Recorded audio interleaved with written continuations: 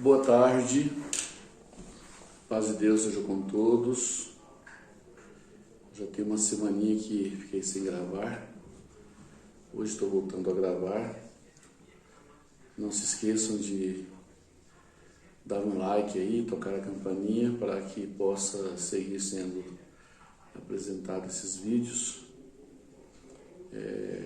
Esses vídeos não são monetizados. Também a importância não é essa de que sejam monetizados.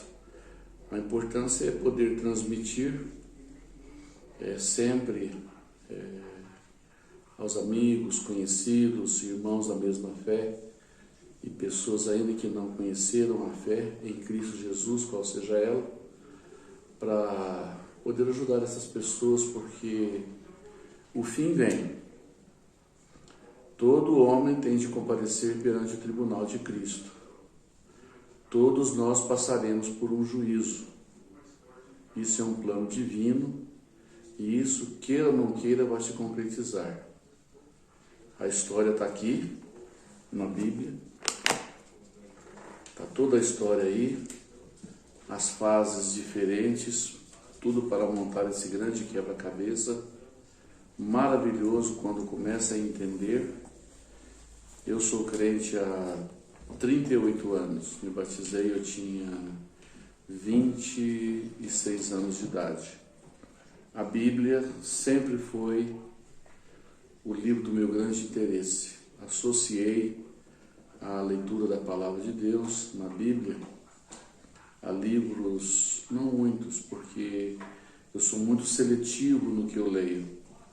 Quando eu vejo que tem uma interferência humana, quando eu vejo que tem uma interferência de alusão, eu corto, porque eu sei que aquilo vai me atrapalhar. Portanto, eu sempre me preocupei em fazer uma própria seleção naquilo que me ajuda ou que vem me prejudicar. Eu acredito, segundo a experiência de anos, que aprendi bastante coisa de um bom aproveitamento.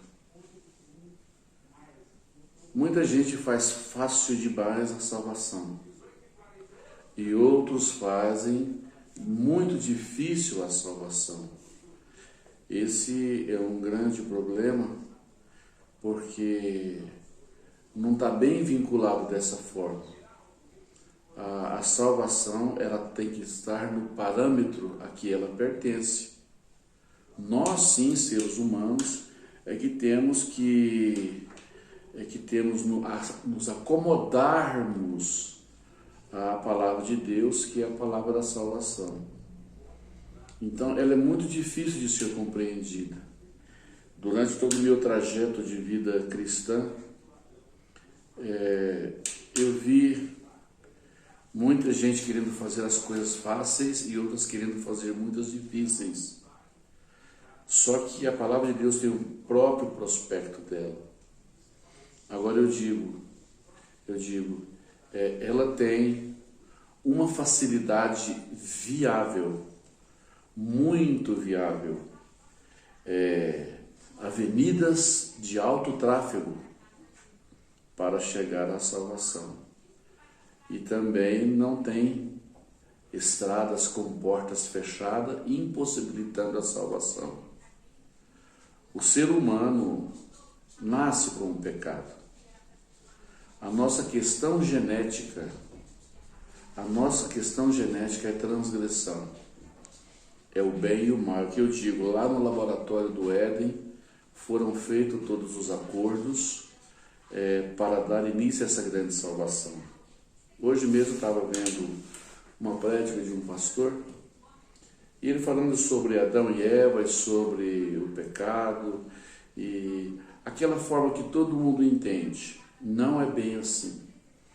Porque se nós pegarmos palavras-chave do quebra-cabeça, que é a palavra de Deus, nós vamos encontrando portais e portas em que vai havendo conexão uma coisa com a outra. E não podemos fazer as nossas próprias interpretações, porque fica uma informação, uma história e um procedimento legal truncado, cortado, não é verdade? Quando Paulo diz assim que foi necessário o pecado ser introduzido no mundo, e foi. Onde foi necessário o pecado ser introduzido no mundo? Lá com Adão e Eva. Foi necessário, porque pelo pecado teve que vir a lei para dar luz ao pecado, para ver aonde é a transgressão, né? E diz assim depois, e pela lei veio a graça. Então, o pecado é a transgressão. A lei mostra a transgressão. E depois o homem usa a força da transgressão para matar o seu próximo. E a graça vem para colocar em ordem todos esses fatores de pecado e de condenação. A graça do Senhor Jesus Cristo, que é a lei única, é amar o seu próximo como a ti mesmo.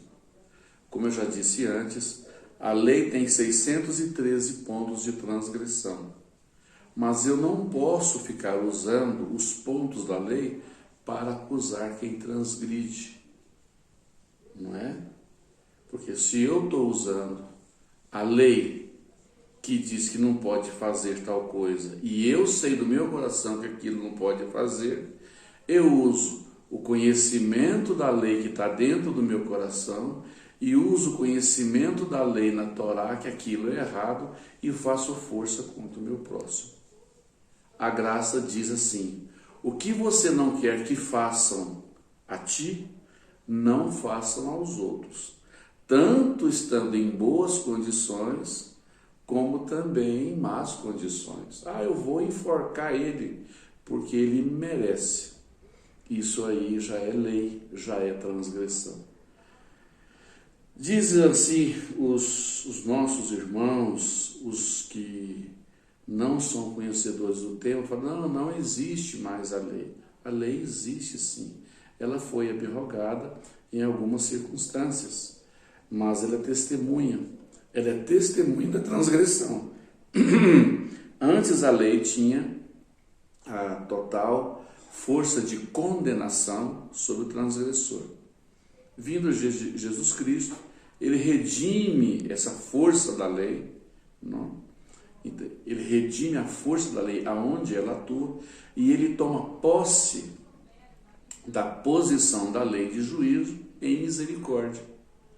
A lei diz assim: pela boca de 2 ou 3 confirmar um assunto de transgressão, né? Mesmo que seja mentira, aquilo está confirmado e vai ser tomado juízo sobre a confirmação da boca dos 3. Em Cristo não. Cristo já fala em a misericórdia, né? E apagar o pecado para que haja paz, né? Meu pai dizia sempre assim, meu pai me ensinou muito esse respeito. Ele dizia: nós temos que pagar o preço da paz. Para pagar o preço da paz, eu tenho que ser o prejudicado. Não é verdade? Né? Nós temos que pagar o preço da paz. Eu era jovem, me acordo que eu estudava luta, né? Fazia academia de luta. E eu morava numa casa em que tinha uma casa no fundo e o pátio era bem grande na frente. E eu vi de noite ali um senhor que veio pedir comida, tocou a porta de casa. E eu falei: não tem comida não. Ele pediu comida, meu pai falou: não, tem sim. Eu falei: pai, que é isso? Ele falou: o homem está com fome, você está pedindo é porque ele está com fome. E ele foi na cozinha, minha mãe não estava, tinha ido para a igreja, e meu pai começou a esquentar ali um arroz com feijão e fritou um bife bem grande, para aquele homem. Eu falei: pai, que é isso? Ele está pedindo comida? Não dá qualquer comida para ele. Ele falou: o homem está com fome. Se fosse você não queria comer um bife desse? Eu falei, eu queria. Ele falou, então, ele também deve estar com esse desejo. Ele está pedindo, ele está de passagem aqui, não é daqui. Pelo jeito era um senhor da Bahia. E meu pai fez aquela comida e deu para aquele homem. E passou um pouco e eu olhei pela janela da cozinha e eu vi aquele homem agarrando umas roupas e colocando no braço para levar. Estava de noite, estava silêncio em casa. Eu pulei o muro do vizinho e fui para o portão esperar aquele homem. Quando o homem foi saindo, eu agredi aquele homem. Eu lutava, era jovem, tinha 17, 18 anos. E eu dei uma pernada naquele homem, ele caiu no chão. E quando ele levanta, já levanta com uma faca desse tamanho. Ele tira da cintura uma faca e vai para cima de mim. Naquele barulho todinho ali, meu pai ouve e sai na porta e vê toda aquela confusão. E meu pai chega e segura o braço daquele homem. E fala, o que está acontecendo? Ele falou, ele me bateu, ele me golpeou. E eu falei, ele está roubando, o senhor deu comida para ele está roubando as roupas aqui de casa. Meu pai falou, olha, fica tranquilo, eu vou danar com meu filho e não faça nada ele é meu filho, toma aqui. Meu pai enfiou a mão no bolso, eu não sei quanto que ele tirou. Para mim era um pacotinho de dinheiro assim, ó, eu não sei quanto que era. Era um pacotinho de dinheiro e meu pai, sem contar o dinheiro, deu para ele. Falou, vai embora, não faça mal com ele. Não, ele é meu filho, é jovem. Aqui, ó, você tem um dinheirinho para você ir embora, para você chegar até a sua casa. Tinha dinheiro ali, vamos dizer, se fosse hoje, tinha dinheiro de 100, de 50 reais, de 20. Devia ter ali uns 12 bilhetes, entre 100, 50 e 20, que são os bilhetes maiores de movimento. E eu fiquei achando aquilo um absurdo, meu pai fazer aquilo. Eu falei, pai, como é que o senhor faz uma coisa dessa? Ele estava roubando o senhor deu comida para ele, estava roubando nós. Eu falei, meu filho, a gente tem que pagar o preço da paz. Então, irmãos, é dentro desse contexto, porque se nós queremos ter paz, temos que pagar o preço. Engolir, ficar calado e tomar o prejuízo. É sobre isso que nós vamos falar aqui, sobre o prejuízo, sobre o abafar o ego, sobre a oferta, sobre o sacrifício. Não é muito entendido, pelo menos na minha igreja, isso aí, em 37 anos, eu nunca ouvi nada sobre isso. Congreguei muito, viajei muito, fui em muitos estados. Eu nunca vi uma pregação do que eu vou falar aqui hoje sobre oferta e sacrifício. A oferta e sacrifício, para nós trabalhar a palavra de Deus, entender a palavra de Deus, ela será melhor entendida no seu contexto em geral, se nós entendermos lá atrás. Nós temos que voltar atrás da lei de Moisés. Porque quando Deus passa as leis para Moisés, as 10 leis no Monte Sinai, e as demais depois foram mostradas a Moisés no Monte Horebe. No Monte Sinai, a lei severa, dura, foi mostrada e tinha como testemunha a sarça e o fogo. O fogo queimava a sarça, mas a sarça não consumia. Então, a testemunha desse pacto, dos 10 mandamentos, foi no Monte Sinai. Nos demais mandamentos foi mostrada no Monte Horebe, e teve milhares e milhares de anjos como testemunha da entrega da lei, que é chamada toda ela como a Torá. Por exemplo, você pode mentir? Não pode, né? A lei já foi substituída, não, olha só aqui algumas coisas da lei. Foi substituída nada, ela é testemunha aonde tem transgressão. Aqui, ó. Eu fiz aqui, só como lembrete, ó, desejo sexual, ira, raiva, ódio, grandeza, soberba, competição, inferioridade, superioridade, medo, suspense, excesso de coragem, falta de coragem, blasfêmia, falta de fé, prostituição, vaidade em todos os sentidos, inveja, luxúria, arrogância, prepotência, desejo de matança, roubo, esperteza, infidelidade, malícia, maldade, aproveitar-se dos outros, enganar os outros, etc. São 600 pontos. São sentimentos que tá constantemente sendo enviado para nós, né? Há mensageiros que chegam a todo momento na televisão, na rua, no trânsito, no trabalho, nos negócios. Sempre está chegando essas mensagens através de mensageiros, né? Por isso o Senhor disse: quão suaves são os pés daqueles que levam a paz. E esses que não levam a paz são mensageiros do mal.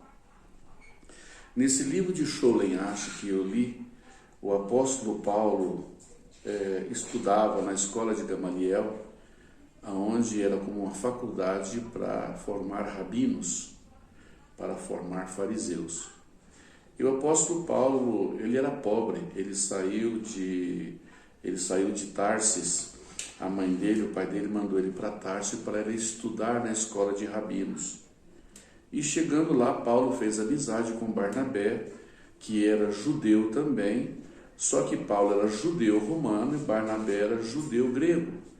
Então fizeram amizade, e Paulo comia, dormia às vezes na casa de Barnabé. Ele tinha sua casa onde ele morava. Ele disse que morava na Rua dos Queijos.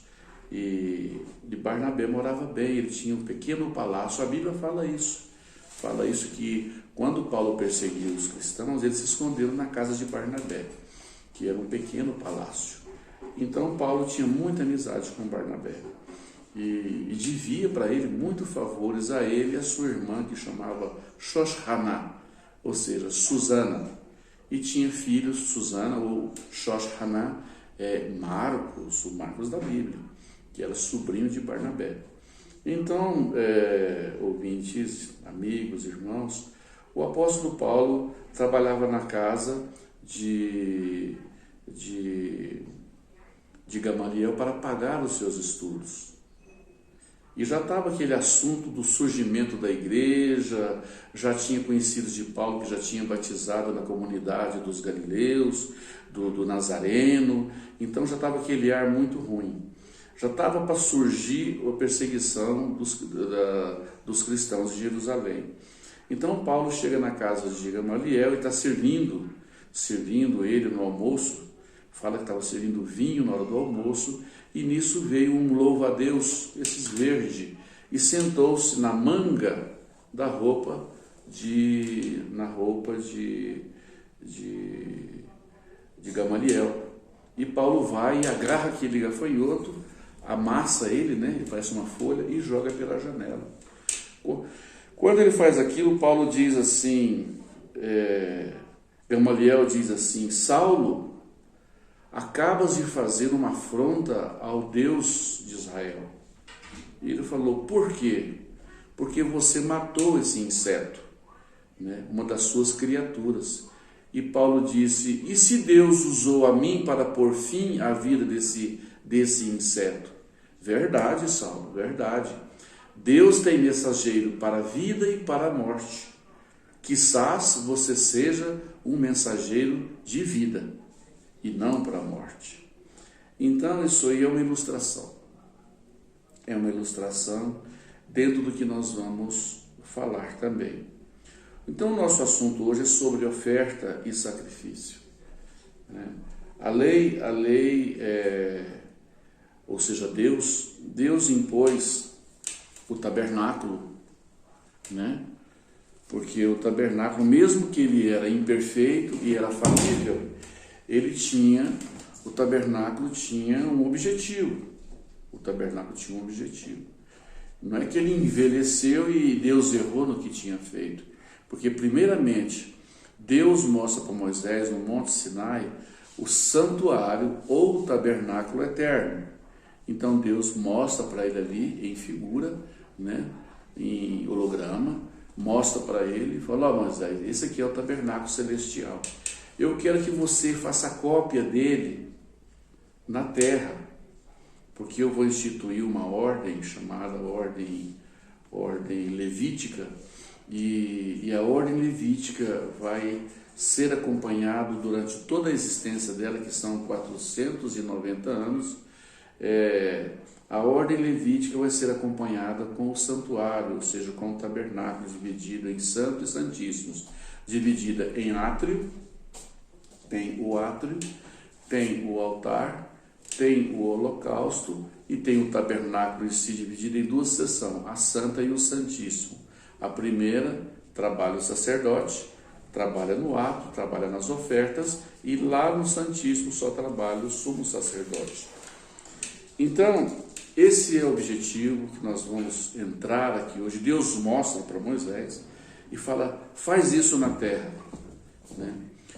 Quando o homem transgredir, vai haver as ofertas voluntárias, as ofertas das festas, né, que vai ser acompanhadas durante todo o período do povo de Israel, mas também vai acompanhar com as ofertas por transgressão. A palavra de Deus diz assim, que no livro de Hebreus, que certas transgressões se lavam com água e certas transgressões se lavam com sangue, principalmente de honradez e de moral, lava com sangue. E as outras transgressões mais suaves, pecados mais pequenos, como roubo, furto, briga, ameaça, se lava com água. Então as ofertas que eram com sangue, que deviam ser degolado no holocausto e queimado, eram as ofertas que eram feitas com pássaros, desde uma andorinha, pombinhos, até mesmo galinha, e depois passar para os animais, bezerro, um bezerro macho, uma bezerra fêmea, um boi, uma vaca, e um cabrito, e assim por diante, um cordeiro. Então as ofertas pacíficas eram levadas no altar. O altar tinha uma pequena seção, um quadradinho que tinha água, e no centro ali se colocava a representação da oferta. Essa aí no altar era legumes, vegetais, mel, tempero, moedas, farinha de trigo, né? E quem dava a sentença da quantidade da oferta que tinha que ser ofertada era o sacerdote. A pessoa chegava ao sacerdote e falava: sacerdote, eu transgredi. O que você fez? Eu cometi isso, isso e isso. Dava um pequeno sabão na pessoa e falava: olha, você vai ter que trazer aqui tal produto. Se era oferta pacífica voluntária, se não era de honradez muito pesada, que tinha que correr sangue, né? Correr sangue quando dizia: eu vou matar aquela pessoa, vai correr sangue porque ele fez isso. Então já era de honradez, já era para corrimento de sangue, já era de morte, era pecado para a morte, era pecado que se apresentava morte. Esse caso é digno de morte, né? Por isso que os irmãos falam: há pecado que é para a morte. Sim, há pecado em que é para haver morte. Porque esse pecado de morte, é isso aí, é pecado para haver morte. Tem muitos irmãos que até isso não foi esclarecido até hoje no meio da nossa igreja, né? Há pecado que é para a morte, os pecados em que tem que ser degolado animais para haver derramamento de sangue, né? E há pecado que não é para a morte, mas o pequeno pecado leva ao grande pecado. A pequena transgressão leva à grande transgressão que chega ao abismo. Por isso Paulo disse: não tome as coisas com pouca importância, porque a pouca importância leva os casos a atos e atitudes de grande importância, de grande relevância. Então, o holocausto era para transgressões grandes e o altar para transgressões pequenas. Quando se transgredia, tinha que contar ao sacerdote a transgressão, ele te dava a sentença, você tem que trazer aqui 10 pés de alface, tantos quilos de cenoura, tantos quilos de farinha, dependendo do pecado. E a pessoa não podia esconder o pecado, porque se ele ficasse com o pecado oculto, a própria lei diz assim, que o gafanhoto tem acesso a essa pessoa. Quem que é o gafanhoto? É o cobrador de imposto. Quem que é o cobrador de imposto? É Satanás. Quer dizer, então, ele vai atacar a sua lavoura, ele vai atacar o seu lucro, vai atacar o seu comércio. Então tinha que parar com isso, você tem que estagnar aqui com a sua oferta. Desde o momento em que a pessoa contava a transgressão ao sacerdote, e o sacerdote já deliberava a paga no holocausto ou no altar, então aquela pessoa tinha que produzir o seu produto de perdão. Esse produto era a oferta. Essa oferta é chamada de oblação. Ou seja, o que é oblação?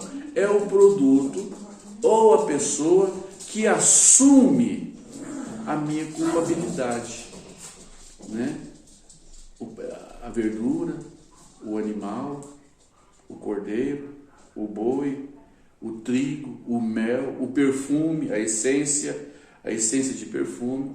Então, quem deliberava o preço da paga do meu pecado, quem deliberava qual era a minha oblação, qual era o produto sobre o qual vai cair o meu pecado, e depois aquilo era levado. Tinha meses para produzir, tinha meses para a colheita. Enquanto isso, Satanás não tinha acesso àquela pessoa. Ali estava estancado a ação maligna. Mas quando a pessoa olvidava, fazia outros pecados e não se importava, quer dizer, ele ia enganando a lei, sendo enganado pela lei, recebendo as consequências da vida. Esse é o retrato. E até hoje é dessa forma. É dessa forma. Disse que não passa da lei um pingo de um J, um pingo de um I, que não se cumpra na vida da pessoa. Tudo que o homem semear, ele vai colher. Viu? Isso aí é uma lei, é impositiva, ela está na estrutura do ar, assim como as leis físicas que regem a nossa existência aqui na Terra, que são várias, a lei dos ventos, a lei do outono, do inverno, do verão, da rotação, da translação, da gravidade, a lei dos mares, a lei das correntes dos mares. Tudo isso aí nós não vemos, mas existe.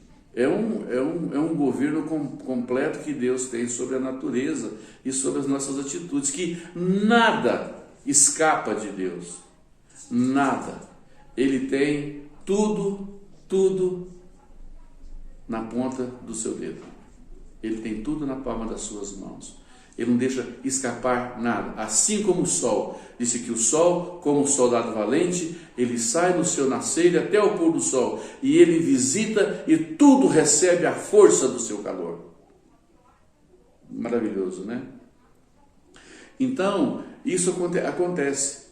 Então a pessoa tem que pagar, porque senão o gafanhoto vai entrar nessa pessoa. E não pode comprar e nem negociar o produto oblatório que vai receber o meu pecado. Aquele produto, eu tenho que imiscuir-me com ele, eu tenho que interagir com o produto que vai ser a minha oblação, o meu produto que é receptor de minha transgressão. Aquele produto tem que ser produzido com carinho, sem mancha, sem estar podre, sem estar enfermo, sem estar com diarreia, sem estar com broca na verdura, né? Por isso Deus disse, a sua oferta, eu não aceito a oferta de animal cego, animal manco, animal com diarreia, animal doente, eu não recebo nada disso. Eu quero animal, quer dizer, você tem que se preocupar com a sua transgressão, companheiro. Você tem que preocupar porque esse animal, ele é especial para você. Porque você tem que interagir com ele, porque ele é o produto que vai livrar você de Satanás agir na sua vida. Isso aí é o freio de Satanás, isso é um estancamento, isso é um muro para que Satanás ele não tenha domínio nem governo na sua vida. Então era esse papel. Por isso que quando o Senhor Jesus, quando chega lá no templo, o pessoal está tudo negociando ali, animal cego, animal tudo de defeito, animal que estava cheio de cocô, animal que estava com diarreia, animal que estava passando fome, e Jesus Cristo chega e manda a vara em todo mundo. Ele manda a vara ali, o rei em todo mundo, porque o povo já não fazia caso de mais nada, o negócio era negócio. O negócio é como dinheiro. Até hoje na igreja o negócio vira dinheiro, é oferta dinheiro, né? Negócio é negócio. E perde a excelência do que realmente Deus quer fazer com cada um. Então, assim como deteriorou, se prostituiu, adulterou o sentido da oferta, hoje também é a mesma coisa. Já está mais ou menos o mesmo padrão. Depende de igreja que já até ultrapassou, já passou da medida de adulterar realmente o que Deus quer sobre a oferta. Vamos seguir, bonito esse assunto. Então nós temos que considerar isso, não vamos muito longe hoje para não cansar também, vamos deixar, daqui a pouco vamos terminar, e no próximo capítulo nós continuaremos. Então nós paramos por aqui. O produto que vai me liberar da minha transgressão e que vai impedir de que Satanás, né, o cobrador de impostos, tem um nome também que fala sobre ele, que define bem o que ele faz. Talvez no próximo segmento eu vou falar.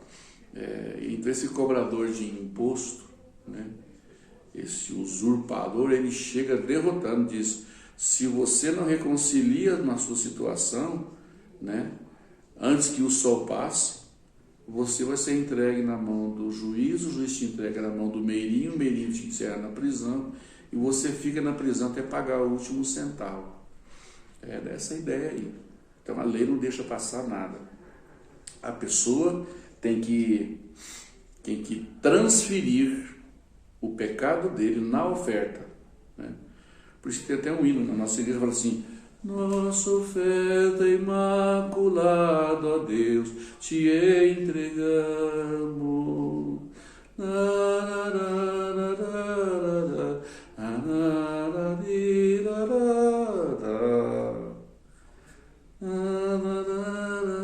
Senhor.